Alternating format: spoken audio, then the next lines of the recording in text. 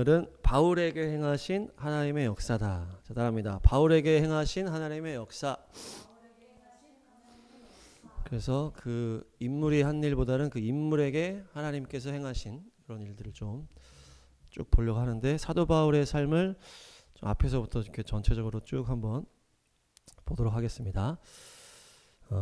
사도 바울의 이제 태생을 보니까 기원 후 5년이에요. 기원 후 5년. 그러니까 예수님보다 5살 정도 어린 거죠. 그러니까 예수님의 이제 기준이 이제 기원 딱 그걸 했을 때 한 5년 정도라 하면 5살 정도 어리다. 그래서 30살쯤에 다메섹에서 예수님을 만난 거예요. 그 35년이겠죠. 기원 후 35년. 그래서 예수님이 이제 30살부터 공생애 하셨다고 이렇게 연결하면 33쯤에 이제 가신 거잖아요. 그러니까 한 2년 정도 후에 그 사도 바울이 예수님을 다메섹에서 만난 거다. 그 성경은 이제 나이나 이런 거를 좀 연결하는 게 좀 있어요. 그래서 요셉도 30살에 총리가 됐고, 예수님도 30살에 공생을 하셨고, 사도 바울도 30살쯤에 다메섹에서 만났다는 거예요. 딱 30. 저도 30대 때부터 사역을 했는데요. 네, 그래서 기원 후 35년에 예수님 만났다. 그리고 예수님께서 십자가 죽으시고 승천하신 다음에 이제 제자들을 중심으로 베드로 중심으로 이제 예루살렘의 첫 부흥이 옵니다. 그렇게 해서 막 이제 안전병이 미문의 안전병이 일으키고 이제 발동을 막 걸면서 십자가에 대한 회개를 막 촉구하면서 막 사람들이 다 막 회개하고 막 이렇게 하면서 3,000명, 5,000명 막 부흥이 나면서 막 이렇게 예루살렘의 첫 부흥이 딱 터지는 거예요. 그렇게 해서 막 그렇게 하다가 스데반 집사님이 처음으로 순교자가 딱 되는 겁니다. 성전에 대해서 강력하게 이제 찌르는 설교를 딱 하니까 듣던 사람들이 찔려가지고 못 찾겠다 돌로 쳐버렸어. 근데 그들의 옷을 사도 바울의 앞에 딱 두었다 이렇게 하거든요. 그러니까 이때 딱 사도 바울이 첫 등장하는 거예요. 한번 사도행전, 여기가 이제 사도 바울의 첫 등장 씬입니다. 그래서 사도 바울은 예루살렘의 첫 부흥 이후에 첫 박해, 첫 부흥과 첫 박해, 그 시점에 박해의 핵심 멤버였다. 첫 박해의 핵심 멤버. 그러니까 이 사도 바울 앞에 옷을 넣었다는 것은 주동자라는 얘기예요. 사도 바울이. 그들의 리더격이라는 얘기죠. 그래서 박해의 수위가 막 올라가는 거죠. 그렇게 하다가 다메섹으로 가서 또 더 잡아 죽이려고 막 가는 거예요. 그러다가 9장에서 사도 바울이 이제 다메섹 도상에서 예수님의 딱 빛으로 예수님을 딱 만나는 거죠. 그러니까 한 2년 정도 이제 승천 이후에 2년 정도의 시간 가운데 부흥이 있고 박해가 있었는데, 박해의 편에 섰던 게 사도 바울, 청년 사도 바울이었다. 보니까 20대 후반쯤에 이게 박해했던 이 상황이 20대 후반. 우리가 20대 후반에 일을 많이 치잖아요. 네, 막 이렇게 막 혈기가 막 있고 그래가지고 저도 막 20대 후반에 막 뭡니까 그 좌파에 막 빠져가지고 막 그랬었는데, 그때 막 혈기가 있으니까 막 사도 바울이 딱 그때 20대 후반에 막 이렇게 한 거예요. 혈기 왕성하고 종교의 특심. 사도 바울이 보니까 로마 시민권을 가지고 있었잖아요. 이 시민권이 자기가 취한 게 아니고 나면서부터 다 했기 때문에 부모님 세대에서 받은 거예요. 그래서 뭐 아버지나 할아버지 때 받은 건데, 그 당시 이제 보니까 로마 군대가 이렇게 있었는데 로마 군대에 들어가는 이방인들에게 시민권을 줬다 그래요. 로마 군대에 들어가서 같이 싸운 그 외국인들에게 시민권을 줬다는 거예요. 그러니까 사도 바울의 부모님이나 할아버지 때에서 로마 군에 들어가서 막 이렇게 해가지고 시민권을 받은 거죠. 그러면서 그 계보가 이제 바울한테 왔다. 그러니까 바울에게 군인의 피가 흐르고 있다. 군인의 피가 흐르고 있죠. 아버지가 군인이었으니까. 네, 그래서 이 강력한 어떤 혈기, 젊을 때 그 20대 후반의 혈기와 어떤 그 군인으로의 어떤 그 계통에 오르는 어떤 이런 그것을 자기에게 혈기를, 그 당시 떠오르는 이단이었다는, 예수님 이단. 그러니까 이단을 박해하는 길에 딱 인생을 던진 거예요. 20대 후반에. 그러니까 이 사도 바울의 이 성질을 이제 하나님이 사용하는 걸 볼 수 있는데, 종교적인 특심, 전투적인 성격, 이 사도 바울을 주님께서 사용하시는 거예요. 그러니까 주님께서는 우리의 모든 성격을 사용하신다. 자, 다음입니다. 주님은 나의 성격을 사용하신다. 네. 사도 바울은 길리기아 다소라고 하는 이제 베냐민 지파 출신인데 이제 디아스포라잖아요. 그 이스라엘에 단 살았으니까 길리기아 다소에 있는 디아스포라 유대인의 베냐민 지파 출신인데 보니까 가말리엘의 문화에서 배웠다 이렇게 얘기를 하고 있어요. 가말리엘의 문화가 뭡니까? 지금으로 따지면은 대학 같은데요. 그래서 사도행전 앞부분에 보게 예루살렘의 첫 부흥이 터지고 사도들이 막 일어날 때 가말리엘이라는 이 사람이 한마디를 하는 거예요. 근데 뭐라 그래요? 조심해야 됩니다. 이것이 하나님에게 왔을 수가 있기 때문에 우리가 함부로 하지 말고 냅두면은 알아서 없어집니다. 이렇게 얘기를 해요. 이 뒤에는 제가 안 읽었는데 이제 이런 얘기를 가말리엘이 했단 말이에요. 근데 사도 바울은 가말리엘한테 배웠다 그랬어요. 가말리엘이 교사고 이제 가말리엘 문화이기 때문에 이것이 어떤 지금으로 따지면 이제 대학 간 거예요. 대학. 좋은 대학. 대학 갈 때 사도 바울이 길리가 어디입니까? 다소에서 이제 이스라엘 쪽으로 와서 유학을 온 거예요. 그러니까 유대교에 대해서 제대로 배우려고 유학 와서 가말리엘에게 배웠다. 이렇게 보는 거예요. 근데 가말리엘은 막 공격적으로 하지 않잖아요. 지금 가말리엘을 보니까. 가말리엘이 그걸 알려준 게 아니라는 거예요. 사도 바울한테. 그러니까 사도 바울은 가말리엘에게 배워서 공격적으로 변한 게 아니고 그 이후에 시간이 좀 있는 다음에 대제사장의 라인을 탄 거예요. 대제사장 라인. 그러니까 대제사장 그 라인에서 막 예수님의 이단들을 막 죽였잖아요. 그러니까 우리랑 연결하면 좀 비슷해요. 다. 우리가 20대 초반에 대학을 가잖아요. 근데 사도 바울은 이스라엘 쪽으로 유학을 간 거예요. 유대교를 잘 배우려고. 가말리엘한테 배우고 졸업을 하고 나서 다시 다소로 갔다가 이제 거기 부모님이 이제 사도 바울이 천막 만드는 일을 했다고 그랬잖아요. 그러니까 부모님 안에서 어떤 그런 걸 하고 있었다. 그래서 거기서 일을 하고 있었던 거예요. 언제? 예수님이 공생애 하실 때는 사도 바울은 또 저쪽에 있었어요. 예수님의 공생애를 사도 바울이 안 거쳤다. 그러니까 사도 바울이 이스라엘 와서 가말리엘한테 배울 때는 예수님이 아직 등장하기 전 사도 바울이 대학을 마치고 유대교를 다 배운 다음에 자기 다소에 가서 자기 이제 부모님의 일을 하면서 이제 이렇게 있을 때 20대 후반에 그때 예수님이 이제 왔다 가신 거예요. 왔다 가시고 이제 여기서 이제 가신 다음에 막 부흥이 막 일어나니까 그 얘기를 들은 이 혈기왕성한 이 20대 후반의 사도 바울이 대제사장 라인으로 딱 탄 거예요. 왜냐? 이 유대교에 대해서 철저하게 배웠기 때문에 유대교를 반발하는 애들이 생겼어. 이렇게 하면서 멀리 있다가 다소에서 다시 이스라엘 와서 그 막 공격하는 것에 이제 탁 탄 거죠. 우리로 따지면 뭐 좌파 진영에 어디에 단체 들어갔는지 막 그런 식으로 뭐 예수님 공격하는 단체에 들어가가지고 막 활동을 했다. 그러다가 막 너무 열심히 하니까 리더가 된 거예요. 그게 이제 20대 후반의 사도 바울이다. 그렇게 해서 예수님이 사역할 때는 이렇게 있었고 약간 이렇게 스위치가 된 거예요.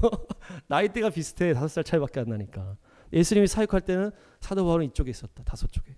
그러다 다시 와서 이렇게 된 거예요. 그렇게 하면서 이 첫 박해의 핵심 인물 사도 바울이 스데반을 죽이는 리더가 되고 박해 수위를 올릴 때 예수님을 탁 만나는데 다시잖아요. 탁 빛에 딱 눈에 탁 하면서 탁 엎어지니까 예수님이 사도 바울아 아니 뭡니까? 사울아 네가 왜 나를 박해하느냐. 그러니까 누구십니까 주님. 주님을 만난 건 이제 알겠어. 종교심이 특심하니까 아 주님을 내가 만났구나. 근데 나는 네가 박해하는 예수다. 만나고 보니까 내가 박해했던 예수님이 주님이셨던 거예요. 그게 완전히 뒤바뀌는 거죠. 사도행전 9장 하나님의 이제 종이죠.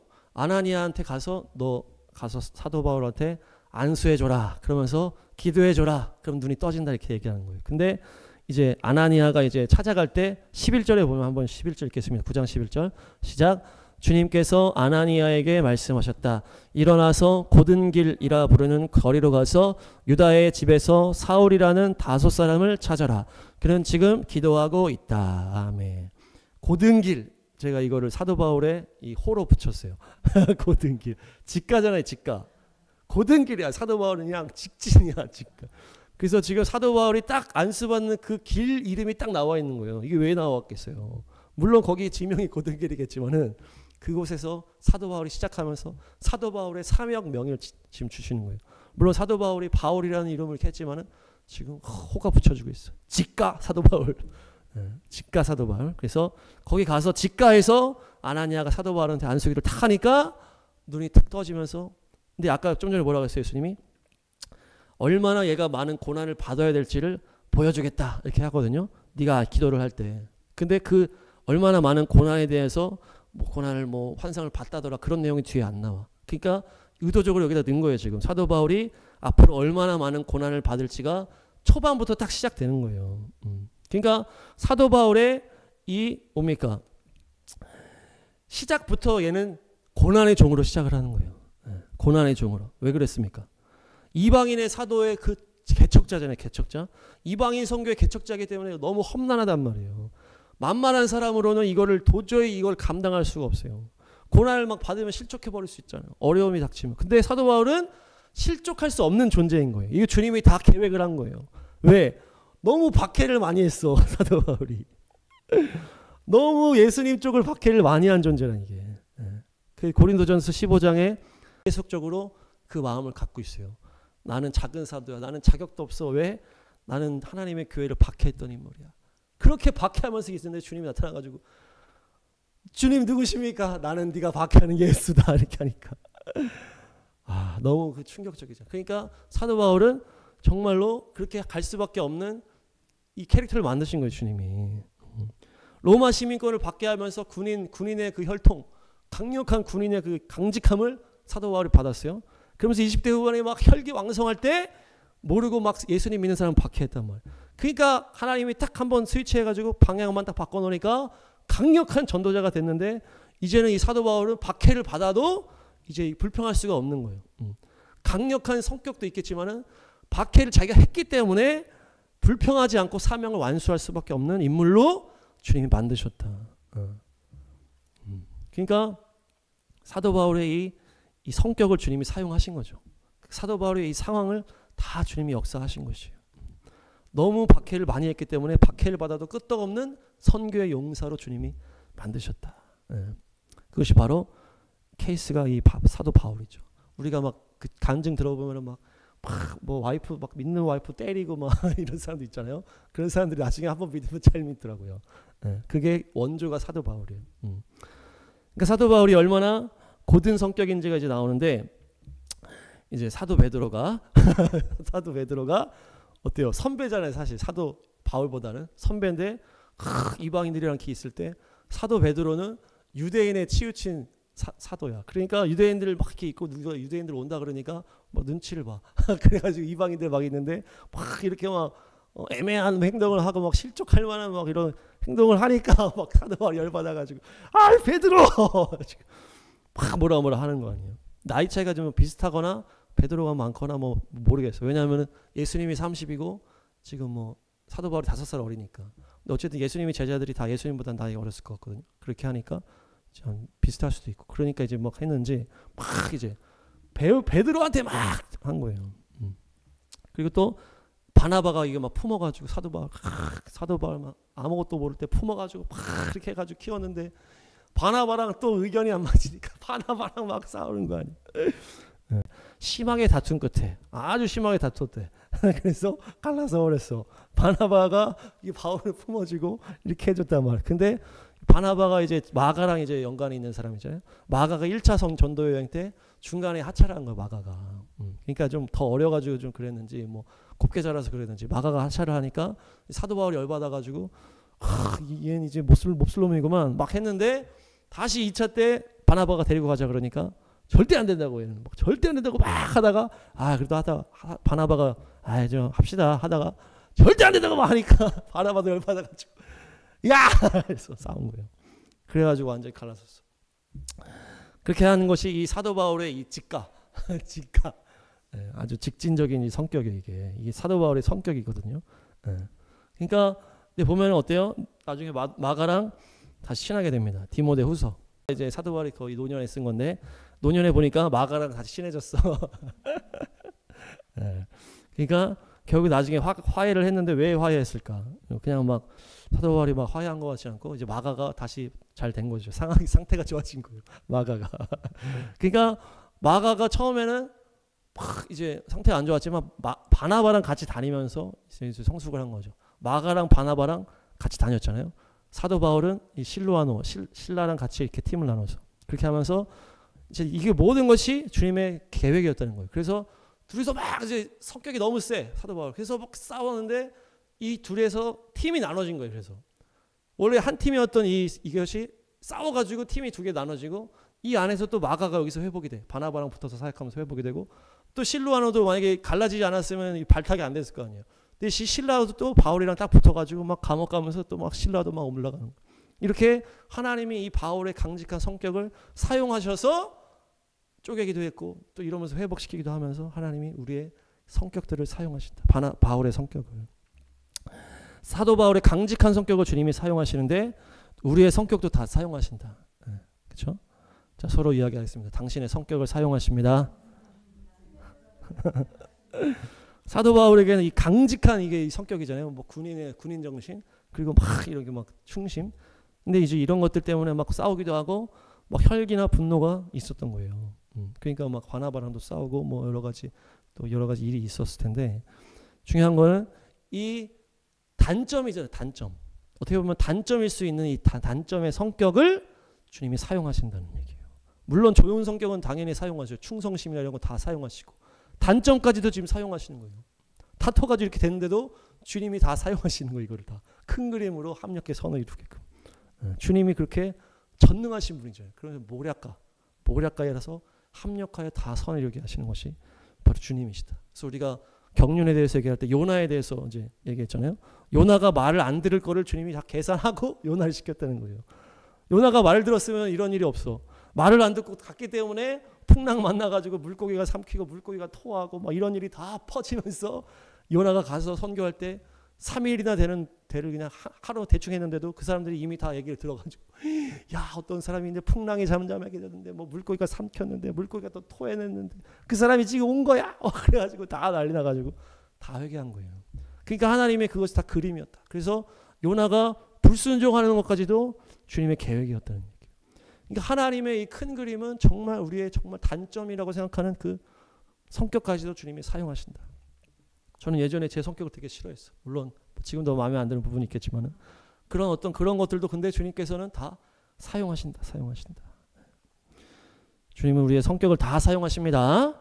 우리의 단점도 다 사용하십니다. 그래서 적재적소에서 완전히 주님께서 놀랍게 쓰시는 거예요. 걱정할 필요가 없는 거예요. 그 사도 바울이 이제 30살 즈음에 다메섹에서 예수님 만나고 막 복음을 이제 증거하는 삶이 따뜻한 초반에 약간 어려움이 막 있어요. 막 이렇게 막 초반에 막 바로 막 복음 전했는데 막 이렇게 문제도 생기고 이러면서 이제 훈련의 시간으로 들어가.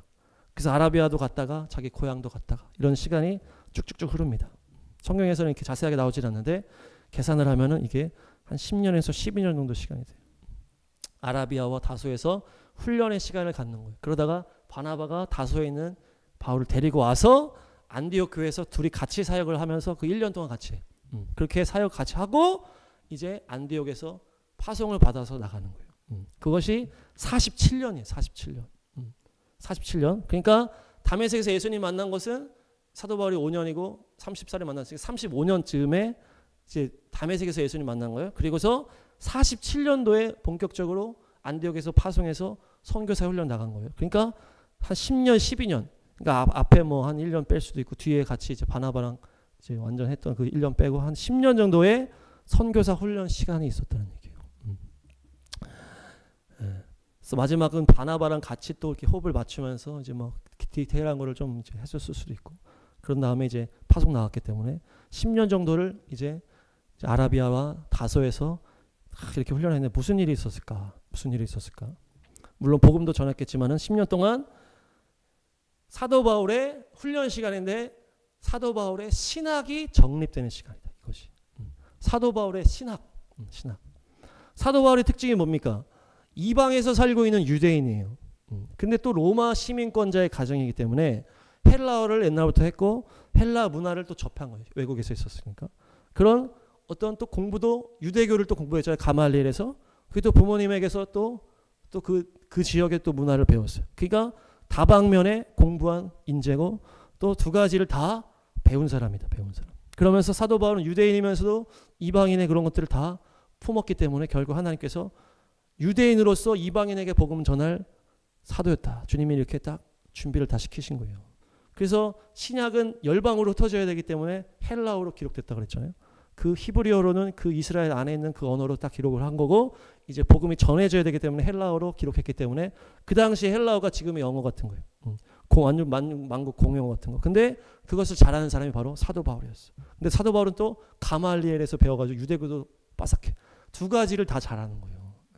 그러니까 이것이 그냥 뭐 잘하는 걸로 끝나는 게 아니고 이제 신학으로 정리가 돼야 되는 거예요. 신학으로. 유대교의 그 신학과 이방인의 선교 신학이 연결이 돼서 잘 정리가 돼야 되는데 바로 그 시간이었다는 거예요. 사도 바울의 그 10년 동안의 그 시간들이. 이것을 누가 계획하셨습니까? 주님께서 다 계획하신 거예요. 사도 바울이 이 두 가지를 다 잘해야만 어떻게 해요? 예수님은 글을 쓰지 않았잖아요. 그러니까 사도 바울이 이후에 그 서신서를 쫙쫙쫙 보내면서 거기서 뭐가 정리가 되니까 그 신학들이 쫙 정리가 되는 거예요. 유대인에서 이방인으로 바뀌는 것들, 또 모든 어떤 교회에 대한 것들, 또 이런 그런 예수님에 대한 것들, 이런 것들이 다 신학으로 정리되는 것을 사도 바울이 그 시간 가운데 이렇게 정리가 된 거예요. 우리가 본격적으로 막 성경하고 이러면은 막 바쁘잖아요. 그러니까 본격적으로 막 나가기 전에 그 시간 동안에 사도 바울이 이 신학을 정리하는 시간이었다는 거예요.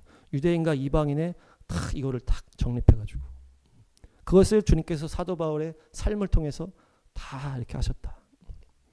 아라비아는 왜 갔습니까? 아라비아에 또 신의 산이라는 거냐? 아라비아가 아라비아에 신의 산이 있다는 거예요. 그래서 신의 산을 상징적으로 그 율법을 상징적으로 말하는 그 지역이라는 거예요. 그러니까 그곳에 가서 정말 이 토라 율법에 대한 것도 막 정말 공부를 하고 다소에 가서 다시 또 그거랑 막 이렇게 선교에 대한 것도 정립을 하고 그렇게 해서 사도 바울이 잘 정리한 것을 딱 이제 서신서 속에 잘 녹여냈다.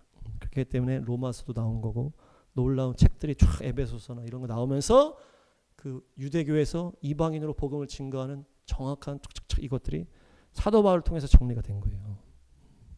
그래서 그 시간이 훈련에 너무나 중요한 시간이었고 이후에 바나바가 탁대가 되니까 데리고 나오는 거예요. 데리고 나와서 1년 동안 같이 이렇게 하면서 준비를 한 다음에 47년도에 탁 떠나는 거예요. 이게 40대 초반입니다. 40대 뭐 42나 3이나 약간 다 차이가 살짝 있는데 이렇게 계산 딱 해보면은 그렇게 되는 거예요. 30살쯤에 만나고 한 12년 정도의 시간 있다가 42, 43쯤에 출발하는 거예요. 그 나이대가. 그래서 또 선교를 계속 오래 한 것도 아니고 한 10몇 년 딱 해요. 1, 2, 3차가 2년, 3년, 5년 이런 식으로 나눠져가지고 딱 이렇게 한 다음에 예루살렘으로 딱 가면서 어떻게 보면 이 선교가 또 마무리가 되는 거예요. 예루살렘으로 가는 거예요. 이 모든 계획들이 누가 계획하셨다? 예수님이 다 계획하신 거예요.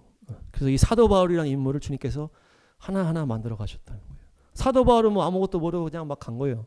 그러나 그런 집안의 어떤 군인의 어떤 그런 로마 시민권자 또 아니면 가말리엘 문화 그냥 아무것도 모르고 그냥 상황에 맞춰서 갔지만 결국 이 모든 것이 하나님의 선교의 통로가 되고 도구가 되었다는 것이에요. 또 우리 은혜자매도 또 이제 영어를 이렇게 잘하게 됐잖아요. 이게 다 하나님의 계획이다, 계획. 그래서 이스라엘에 가서 또 영어로 복음 전하라고 딱 이 모든 시간 가운데 이렇게 주님께서 계획하신 것이에요. 저도 이제 30살에 사역 시작했다 그랬잖아요. 제가 20대 초반에 주님 만나기 전에 막 가요 부르면서 기타를 배웠단 말이에요. 가요 치면서 기타를 배운 거를 가지고 주님이 또 찬양 인도자로 또 바꾸시는 거예요. 또 막 축구 좋아해가지고 축구했는데 그걸 가지고 또 축구하면서 초등학생 애들을 막 전도하는 거예요.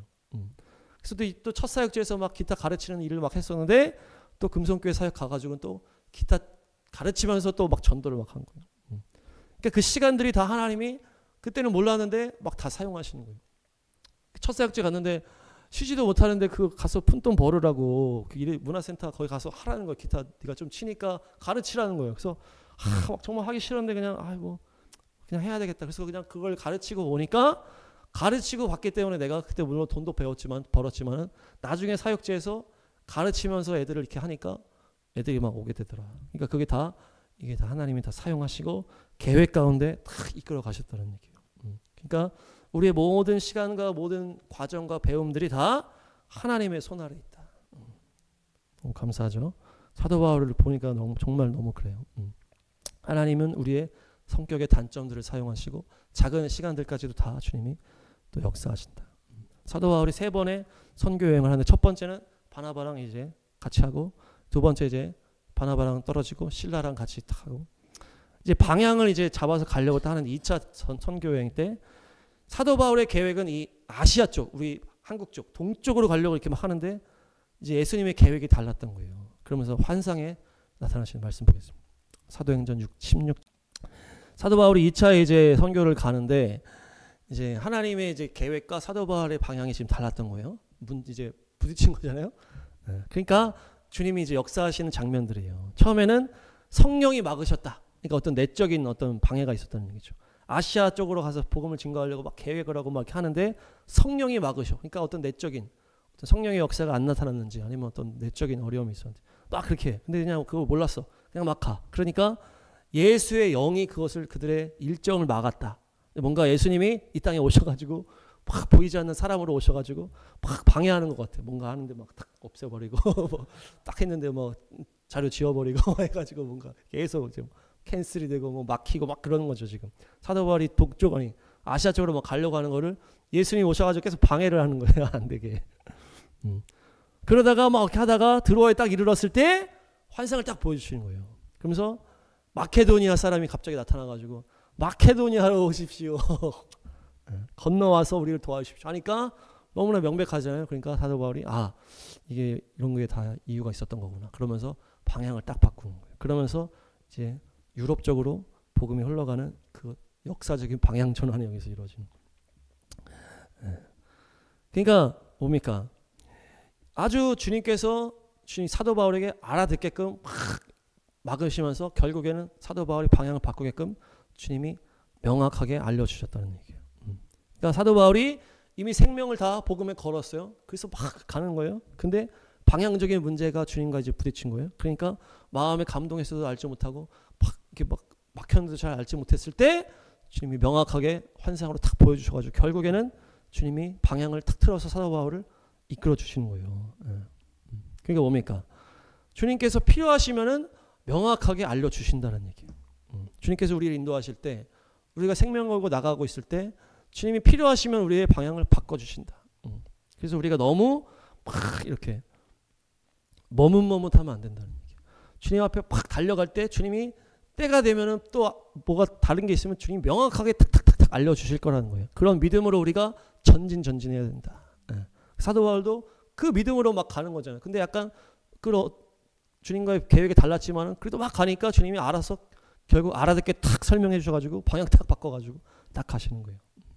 예수님의 영이 막으면서 저도 이제 이슬람 선교에 막 마음에 꽂혀가지고 이슬람 선교 하다가 예수님의 영이 계속 막는 거야. 못 나가게 막아 막 뭐가 안 되고 그러다 결국 이제 딱 이렇게 이스라엘 사명으로 지금 이렇게 달려가고 있잖아요.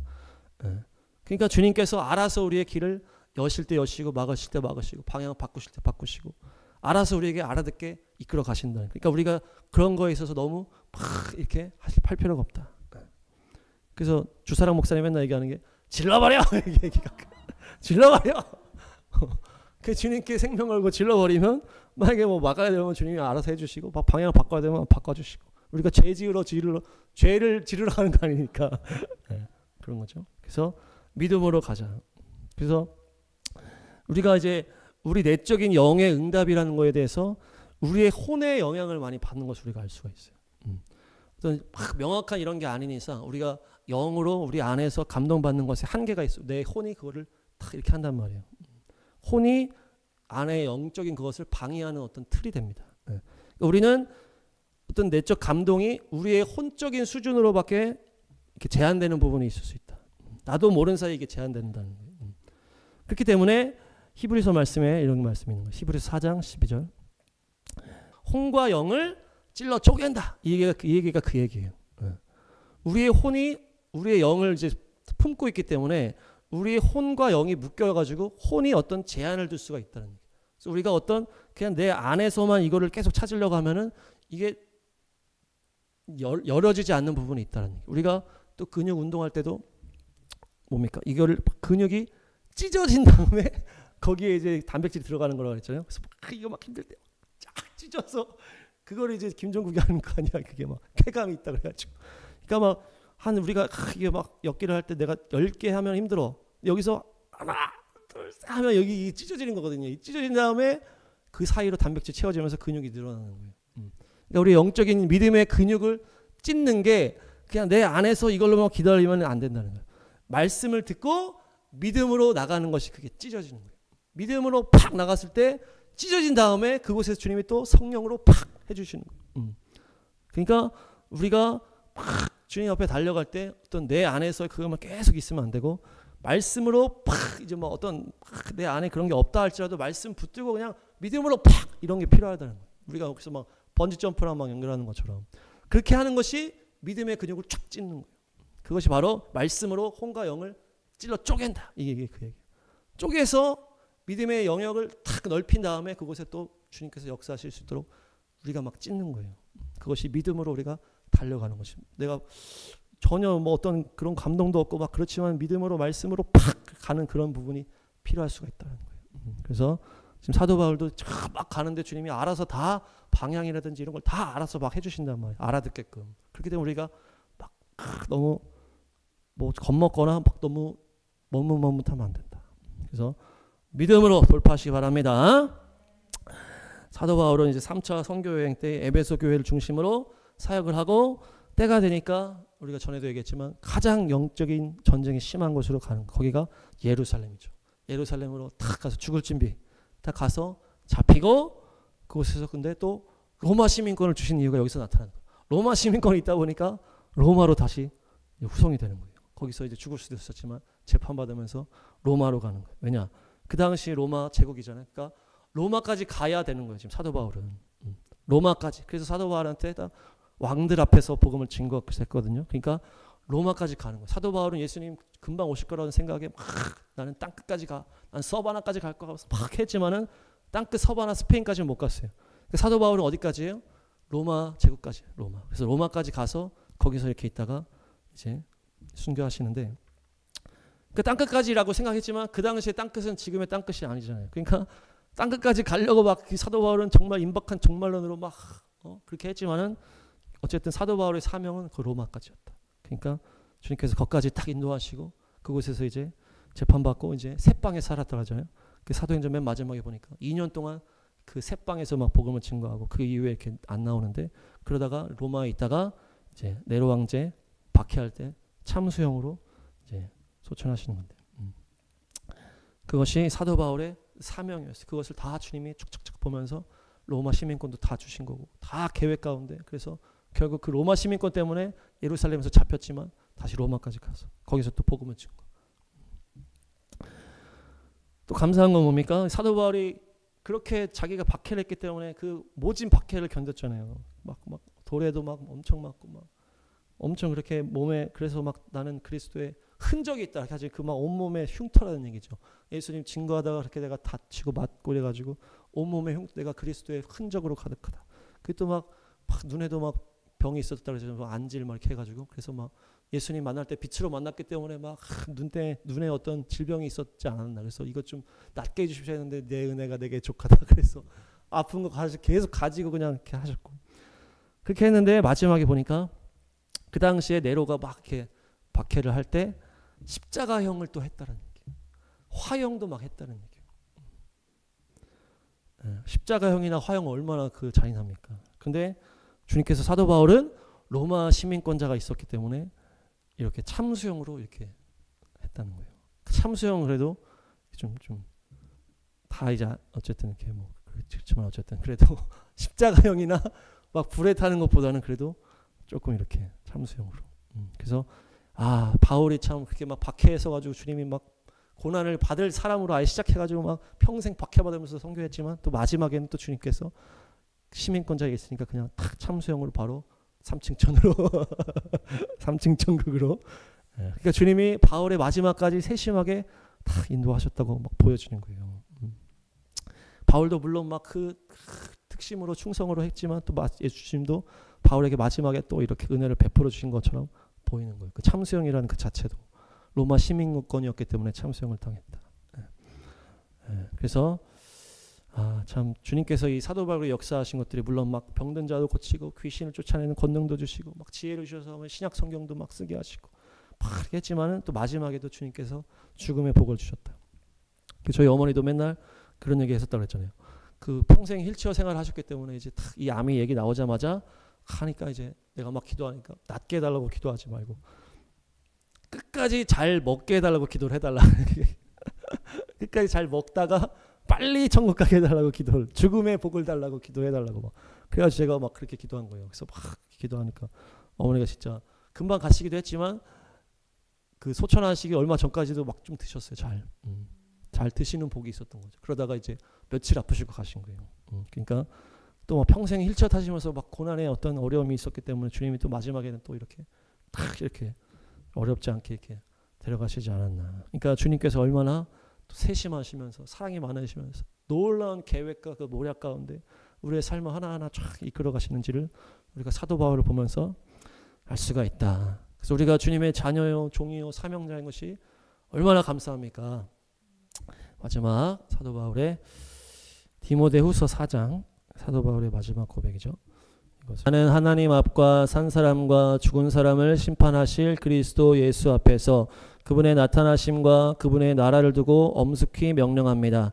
그대는 말씀을 선포하십시오. 기회가 좋든지 나쁘든지 꾸준하게 힘쓰십시오. 끝까지 참고 가르치면서 책망하고 경계하고 권면하십시오. 때가 이르면 사람들이 건전한 교훈을 받으려 하지 않고 귀를 즐겁게 하는 말을 들으려고 자기네 욕심에 맞추어 스승을 모아들일 것입니다.